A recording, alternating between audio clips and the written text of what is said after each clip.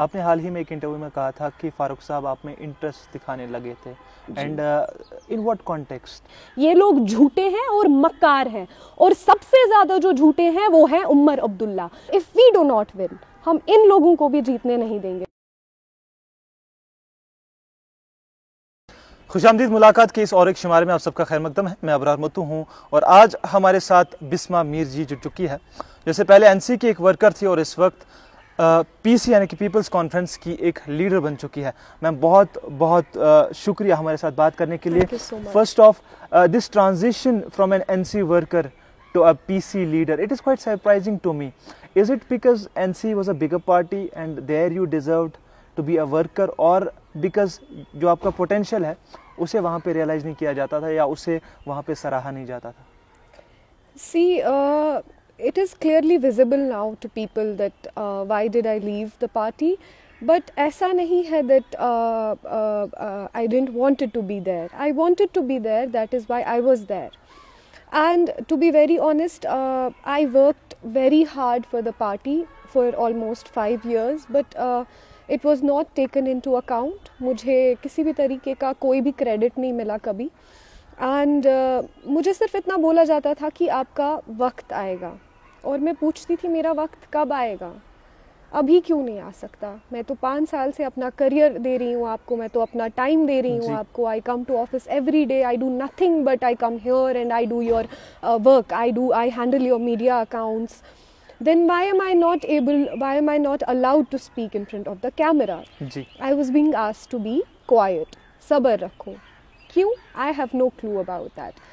But इसका एक ही reason हो सकता है, ये जो डायनास्टिक रूल चलता आ रहा है, ये लोग इसी को आगे बढ़ाना चाह रहे थे। ये लोग नहीं चाह रहे थे कि कोई एक ऐसा शख्स आके, कोई एक ऐसी लड़की आके जिसका कोई पॉलिटिकल बैकग्राउंड नहीं है, जिसका दूर दूर तक कोई पॉलिटिक्स से कोई वास्ता नहीं है, वो लड़की आके हाँ जी हमारे सर पे बैठ जाए। ऐसा नहीं होने दे रहे थे वो लोग। And when we talk about my former party, we are not just talking about one person there, we are talking about the entire member, ecosystem, entire atmosphere, and talking about the atmosphere. Is the entire ecosystem at NC, is it whole कि वहाँ पे dynastism चल रहा है? All of it is dynastic oriented. Is that what you say? See, I believe so. I believe so because you take anybody from NC.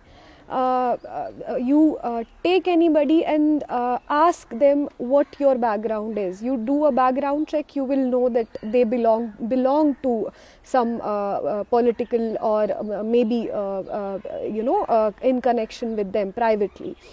But जो बाहर से लोग आते हैं, maybe that is NC's way of NC's way of giving back to the good allegiances. जो उनके साथ जुड़े हैं उन लोगों के साथ वफा करने का एक वे है एनसी का। आप उसे डायनास्टिज्म बुला रहे हैं। अगर ये वफा करने का जरिया है तो एक बेवकूफ़, एक बदतमीज़, एक ऐसी लड़की जिसको बात तक करना नहीं आता है, उसको वो प्रमोशन पे प्रमोशन दे रहे हैं। एनसी में आप इतनी सारी लड़कियां, you will see Sara Hayat is there, you will see Ifra Jaan is there. तो let's talk about Sara Hayat. If Sara Hayat has to is been given a chance, why is she been given a chance in the first place, in the very first place? Do you have you seen her interviews? What does she know about politics? She was in England, she was studying somewhere, and then she came and she just became a spokesperson for NC. Why not me? Why not somebody who was not from a political background? It is just a mere excuse कि हाँ जी हम लोग वफ़ा कर रहे हैं। कोई वफ़ा नहीं कर रहे हैं। वफ़ा करनी होती, वफ़ा मुझसे करते। पिछले 12 साल से my mother has been working her, she's worked her entire life for NC. She has given everything. चाहे वोटिंग की बात हो, चाहे मीटिंग्स की बात हो, चाहे ब्लॉक्स की बात हो, my mom use to be always there. चाहे आप अमीरा कदल कॉन्स्टिट्यूंसी की बात करें या छानापोरा कॉन्स्टिट्यूंसी की बात करें, माई मदर वॉज समबडी जो इनके लिए हमेशा खड़ी हो जाती थी। कोई भी रैली होती थी, कोई भी प्रोटेस्ट होता था, my mother use to be there. And in the span of 12 years, my mother has never asked for a single thing or single favor from them. And about me, I joined as a district secretary. Your mother, is she still with NC? No, she is not affiliated with NC. We will tell the public what she will be doing in future, inshallah. But कुछ अच्छा ही होगा उनके लिए भी। लेकिन जब ये लोग मेरी माँ से वफा नहीं कर पाए, when they didn't consider her as a worker of NC, मुझे 5 साल तक दबाया रखा, मेरा दम घुटने लगा था वहाँ पे। There was so much negativity, there was so much of hatred, there was so much of chaos around. I wanted to get out of there and I wanted to breathe. I was not able to breathe, to be very honest. And it is a very stupid thing to say that ये शायद अपने लोगों को इसलिए आगे करे because this is their way of showing loyalty. No, that is not. So what? Nasir Sugami's son would be a stupid person. आप उसको और मुझे थोड़ी comparison कर सकते हो हम दोनों का। उसके पास intellect नहीं होगा, मेरे पास intellect है। इसका मतलब ये तो नहीं ना कि आप उसको आगे रखोगे, मुझको पीछे रखोगे। You have to choose a person on the basis of their intellect, on the basis of what talent they have, not just because their father has been somebody. Who is the main decision maker in NC?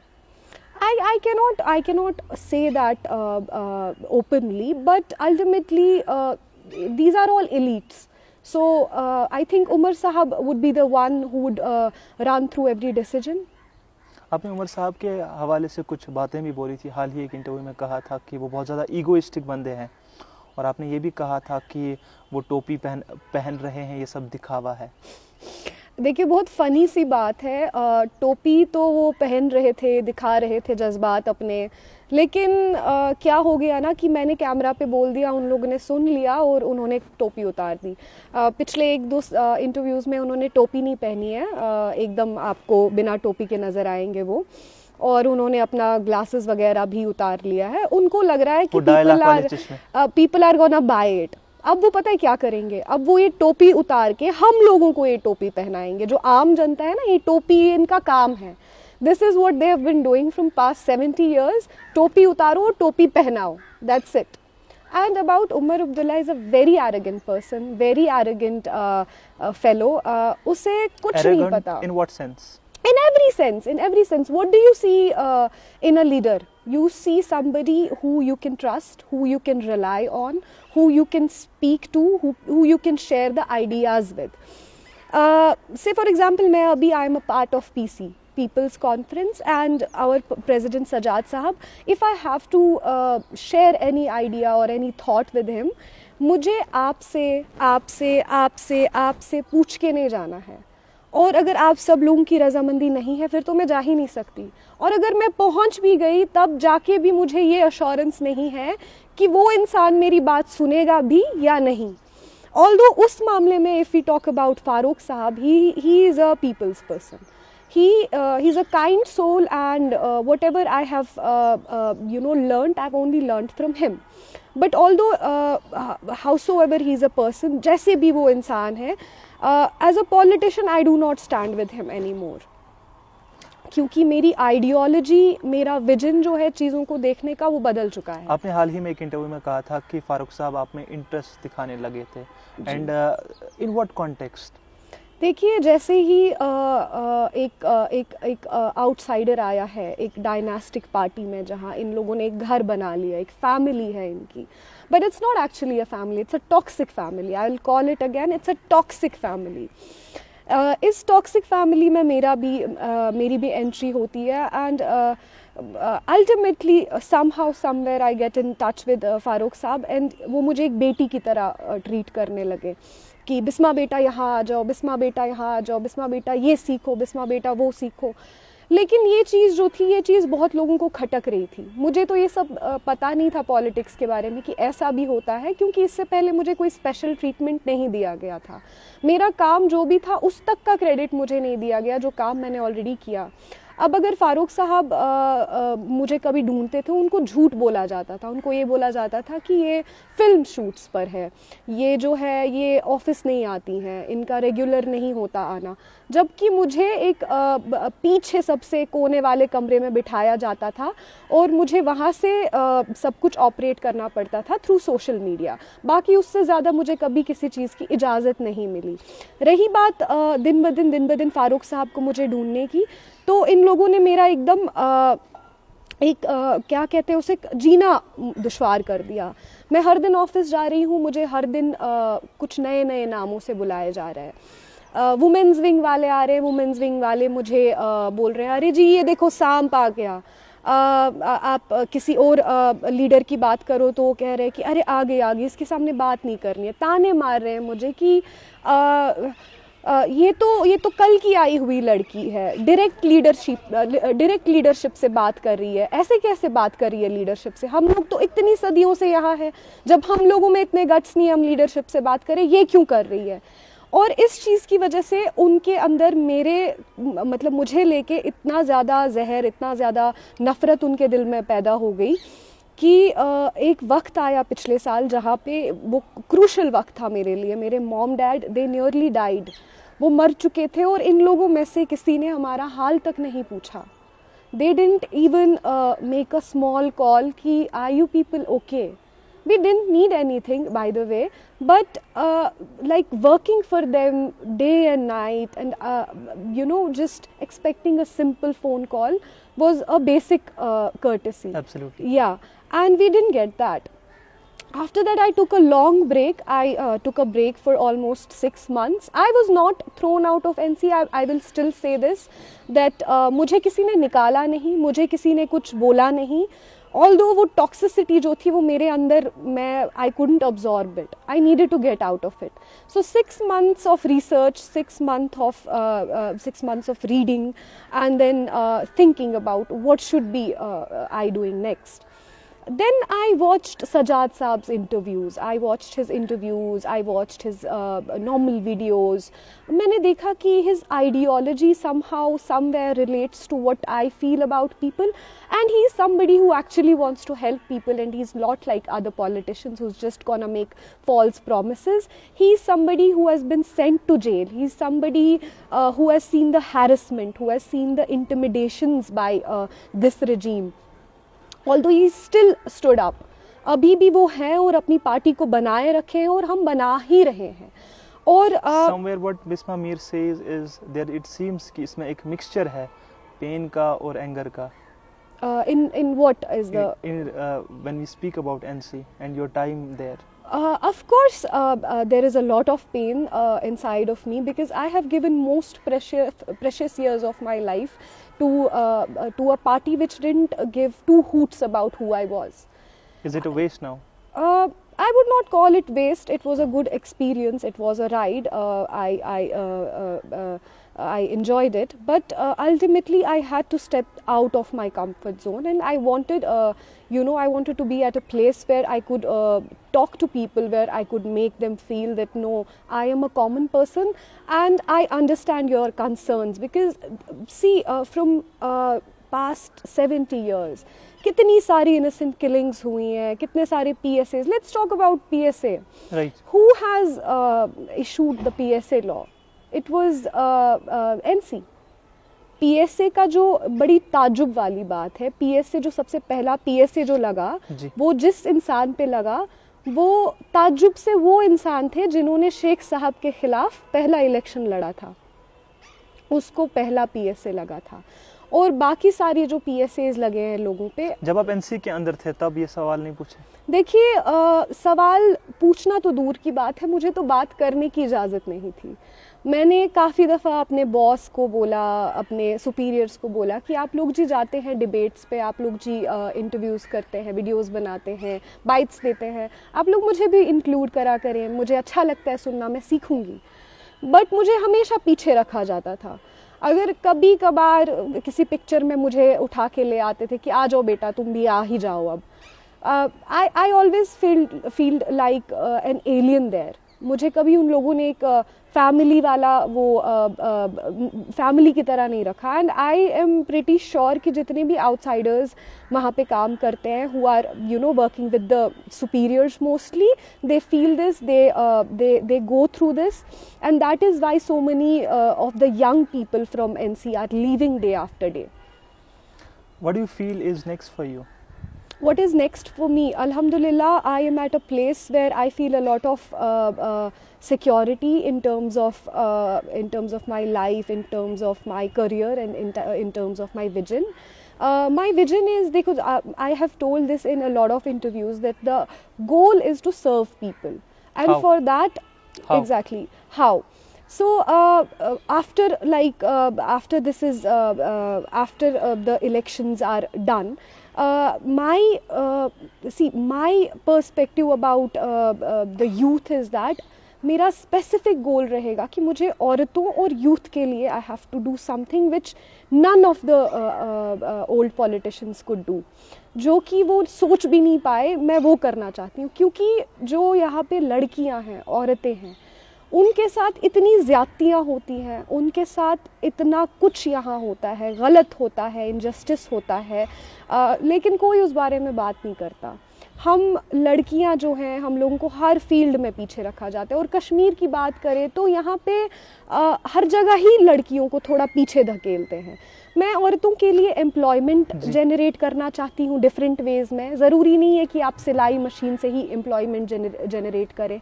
आप you can have millions of things ahead of you. You just have to have somebody with a vision, and ultimately you will need resources. Alhamdulillah, my president is all up for it, and we at People's Conference always thrive to do best for the people. अभी की जब हम बात करें, you have been into modeling and acting as well, I guess, and जब आप उसमें रहें तो कहीं ना कहीं you have felt empowered in some ways. And what is the definition of empowerment for you? जब आप कहते हैं कि यहाँ कश्मीर में लड़कियों को दबाया जाता है, औरतों को दबाया जाता है, तो is that the definition of empowerment for you? जी नहीं, ये तो किसी के लिए भी डेफिनेशन नहीं होगी एम्पावरमेंट की. Empowerment is when you are giving equal right to a woman and to a man. अगर हम दोनों एक जॉब के लिए अप्लाई कर रहे हैं, आपको इसलिए चूज़ नहीं करने चाहिए कि आप एक मर्द हो तो आप ये काम बेहतर कर सकते हो. हम दोनों में एक बराबरी का कंपटीशन होना चाहिए कि किसका काम ज़्यादा बेहतर है, और उस तरीके से हमको सिलेक्ट किया जाए. That is something which is called gender equality. और ये जेंडर इक्वालिटी जो है, ये कहीं ना कहीं से रिलेटेड है. व्हाट डिड यू से just now? Empowerment. It is related to empowerment. Talking about empowerment, it's something where you enjoy equal rights. I enjoy equal rights as you are. And empowerment is something where you do not have to hold a girl back just because you're scared or you're just insecure. Give equal chances and give equal opportunities to women, and then see how we'll thrive. What do you feel is the future of youth of Kashmir? अभी की अगर हम बात कर रहे हैं, elections हो नहीं रहे, अगर होंगे भी, उसके बाद अभी पार्लियामेंट इलेक्शंस तो आने वाले हैं, लेकिन असेंबली इलेक्शंस नहीं हो रहे हैं, तो कहीं ना कहीं जॉब्स के हवाले से भी बात की जाती है. यूथ इस वक्त ड्रग्स में है, यूथ इस वक्त क्राइम्स में है. What do you feel is the future of youth in Kashmir, and where do you think that youth is going? देखिए, अभी yes, I agree to the fact that the youth of Kashmir is currently suffering. But why is it suffering? Has anybody asked this question to anyone, especially the politicians, especially the dynasts, be it PDP, be it NC? क्या उनसे किसी ने पूछा why are we suffering? यहाँ पे इतना कम employment generation क्यों है? हम लोगों को एम्प्लॉयमेंट के लिए why do we have to like literally suffer, beg for it? And other than that, what do we have? हम लोगों ने क्या अचीव किया है? अगर 70 साल में अब्दुल्लाज की हुकूमत चलती आ रही है, 70 साल में हमने सिर्फ इतना देखा है, 3 लाख लोग मारे गए और वो मर चुके हैं. उनके लिए कोई बात नहीं करता है. उनके लिए अच्छा, आप मार्टियर्स डे मनाते हैं. आप मुझे बताइए उन मार्टियर्स का क्या जो पिछले 70 साल में मरे। आप अफजल गुरु के टाइम की बात करें, तब हमारे जो सीएम थे, तब सीएम हमारे उमर अब्दुल्ला जी थे। आप मुझे बताइए, उन लोगों ने सिर्फ किलिंग्स ही तो की हैं, और क्या किया है? किलिंग्स की हैं, हैरेसमेंट किया है, PSAs लगवाए हैं, और ख़ुद उन्होंने राजाओं वाली ज़िंदगी जी है। और वो राजाओं सबको इस बार लखनपुर पार लेके जाएंगे और NC will win big time. NC will win big time? No, we will not let that happen. देखिए, पीपल्स कॉन्फ्रेंस जो है, इट इज़ ये लोगों में बहुत एक गलत ये मिथ है दिमाग में कि पीपल्स कॉन्फ्रेंस का जो है अकड़ और जगह सिर्फ कुपवारा या हंदवारा है। No, it's not that, it's not just north. We are working all around Jammu and Kashmir, and will make sure if we do not win, हम इन लोगों को भी जीतने नहीं देंगे, because these people are the blood suckers of the society, and they have done injustices, they have killed people, they have sent people to jails, they have blood on their hands, and ultimately they have lost the relevancy. If PC would not align with the regional parties, let's say with dynastic parties, in your words, I'm not saying that, in your words, then would PC align with BJP? Because somewhere there is this allegation that PC, People's Conference, is the B team of BJP. It is also the allegation. Who calls us BJP की A team या BJP की B team? NC people. See, पिछले 70 सालों से एक pattern चलता आ रहा है, और इस पैटर्न के बारे में अगर लोग थोड़ा सा ध्यान से पढ़े या समझे, उनको समझ आ जाएगा क्या हो रहा है। पैटर्न ये चल रहा है कि 70 साल से पहले दादा आ रहे हैं, दादा ने हुकूमत जमा ली, अब वो चला रहे हुकूमत, लेकिन इस हुकूमत के अंदर क्या हो रहा है? इस हुकूमत के अंदर ये लोग हर कोई राइट एंजॉय कर रहे हैं, लेकिन सामने मरने के लिए भेज रहे हैं आम कश्मीरी को, जो एक कॉमन इंसान है, जो एक कॉमन बच्चा है, उसको सामने भेज रहे हैं। अब बात करते हैं उमर अब्दुल्ला की। दादा, बेटा, उसका बेटा, उमर अब्दुल्ला के बेटे भी तैयार हो गए हैं। हाँ जी, मुझे बताइए, पिछले 70 साल में कश्मीर में कौन सी डेवलपमेंट हुई? किस बिना पे ये जीतेंगे? किस बिना पे जीतेंगे? क्या किया है इन्होंने लोगों के लिए, other than bringing sufferings and you know what you call it, killings to this beautiful land? उन्होंने किया क्या है? They have done nothing so far. In the end, what would be your message to the people of Kashmir? You can look into this camera. My message is directly to the people that, see, there is a pattern with these Abdullahs. ये लोग क्या करते हैं? ये लोग जब power में होते हैं, ये एक पॉलिटिकल स्पेस का फ़ायदा उठाते हैं। पावर में रह के जी ये लोग किसी किलिंग की बात नहीं करेंगे। आप देखें, उमर अब्दुल्ला जितने टाइम हुकूमत में रहे हैं, जितनी टाइम उनकी हुकूमत रही है, उतने टाइम में उन्होंने कभी किसी किलिंग के बारे में या कभी किसी भी इनजस्टिस के बारे में ट्वीट नहीं किया। लेकिन when Omar Abdullah was out of power, तब जाके उन्होंने ट्वीट्स करना शुरू कर दिया, I condemn this, I condemn that, I condemn that. Mehbooba ji का भी यही ग्राफ रहा है। जब उनको पॉलिटिकल स्पेस मिलता था, जब उनके पास अभी पावर है, वो कुछ नहीं बोल रही हैं चीज़ों को लेके। उनके सामने लोग मर रहे हैं, दे आर सिटिंग, हाथ पे हाथ धरे हैं, कुछ लिख नहीं रहे हैं, कुछ बोल नहीं रहे, कोई बयान दे नहीं रहे हैं। लेकिन अल्टीमेटली जब उनका पावर नहीं है, अभी जब उनसे पावर छीना गया, अब वो हर किलिंग के बारे में बात कर रहे हैं, अब वो हर चीज़ के बारे में बात कर रहे हैं, छोटे छोटे टॉपिक्स को उठा रहे हैं, उसके बारे में बात कर रहे हैं, खुद को रेलेवेंट बना रहे हैं। ये लोग झूठे हैं और मक्कार हैं, और सबसे ज़्यादा जो झूठे हैं वो हैं उमर अब्दुल्ला, क्योंकि उन्होंने पिछले जितने भी सालों से वो खुद पॉलिटिक्स में आए हैं, वो सिर्फ झूठ ही बोल रहे हैं और झूठे दावे कर रहे हैं। आर्टिकल की बात करें, आप मुझे बताइए आर्टिकल की क्या बात करेंगे ये लोग, जिन लोगों ने जब उमर अब्दुल्ला फॉरेन मिनिस्टर रहे थे, क्या इन्होंने तब बात की 370 की? नहीं जी, इन्होंने कहीं पे ये बात नहीं की। जब ये पूरा बीजेपी के बोलने पे पूरा घूम रहे थे, वर्ल्ड टूर कर रहे थे, क्या इन्होंने तब 370 की बात की? बहुत बहुत शुक्रिया हमारे साथ बात करने के लिए। बिस्मा मीर जी हमारे साथ जुड़ चुकी थी, इससे पहले नेशनल कॉन्फ्रेंस के साथ रहे और अब जो है ये पीपल्स कॉन्फ्रेंस के अंदर आ चुके हैं और इनका ये कहना है कि जम्मू कश्मीर के हवाले से ये कोशिशें करेंगे और यहाँ के यूथ को एम्प्लॉयमेंट फराहम करने की कोशिशें करेंगे और जो पुराने सियासतदानों ने जो वादे किए हैं उन पे वो आज तक साबित कदम नहीं रहे। एक ख़ास वीडियो, एक ख़ास इंटरव्यू आप तक पहुँचाने की पुरजोर कोशिश की। अगली मुलाकात के शुमारे में आपकी किसी और ख़ास शख्सियत के साथ मुलाकात कराएंगे और उनके जज्बात और उनके ख़यालात से आपको रूबरू कराएंगे। फ़िलहाल के लिए अपने मेज़बान अबरार मत्तू को दीजिए इजाज़त। खुदा हाफ़िज़।